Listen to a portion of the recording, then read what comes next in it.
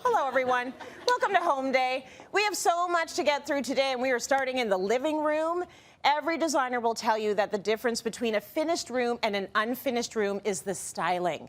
So let's have a look at how to do it right with designer Victoria Tonelli in our new series, Styled by VT.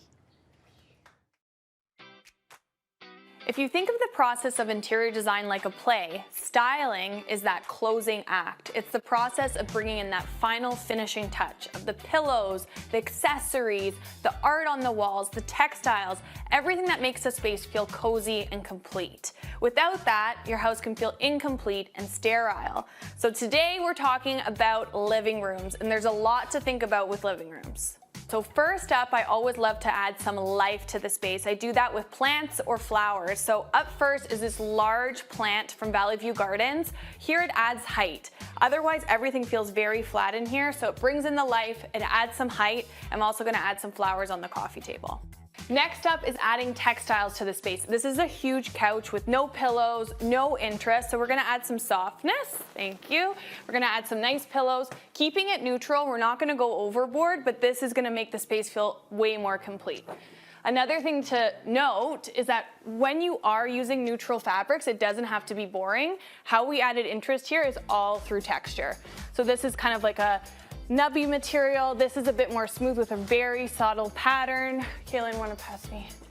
This is another kind of linen material. It's all very neutral, nothing aggressive, but it still adds some interest. All these pillows and accessories are from HomeSense, which is so great. What I like is that you can add these textures in, you can add something a little bit different.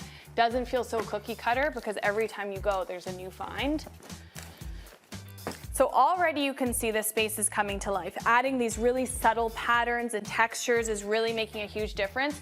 Last up, we'll just add this throw to the end of the couch here, just for a little bit of coziness. Next up is the coffee table. A blank coffee table means an empty looking space and it's just no good. This is such a common mistake where you have just the remote on here. It's such a wasted opportunity.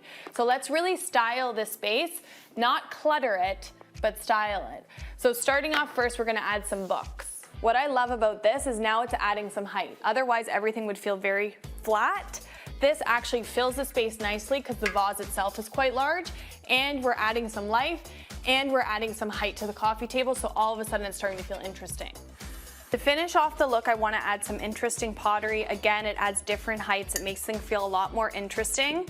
An important tip, when you're styling a coffee table, create grouping. So we have grouping 1, grouping 2, grouping 3.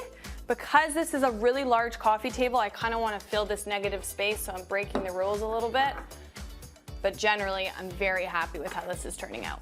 So first up, let's address this large black box in the middle of the room, which so many people have. It's their televisions, it's practical. What's great about this is that this is an art TV, so you can actually make it beautiful. This is a beautiful photograph from a photographer in LA that I love, and it really adds some interest to the space. Now, let's tackle the wall to my right and the wall to my left. Now, I want it to be very different than the photograph that I have in the middle. So on the wall to my right, I'm thinking of doing a really large, oversized mirror. What's great about mirrors is that it can actually make the space feel so much bigger. So we're gonna hang that up on the wall. Then, for wall 2 over here, it has to be a painting. It has to be different than the photograph and the mirror. I want everything to feel different and unique and not repetitive. So we have a few different pieces of art from a local artist in Toronto called Patrick Skulls. And we're gonna try out a few different pieces and see what works. Perfect, just feels right. Last step is accent furniture. I'm adding a few little pieces just to finish off the space. First is this little side table. I love how it adds interest, but it's also useful if someone's sitting there and wants to put their drink down.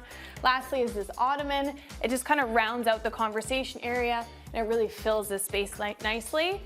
And that's it. This is this living room styled.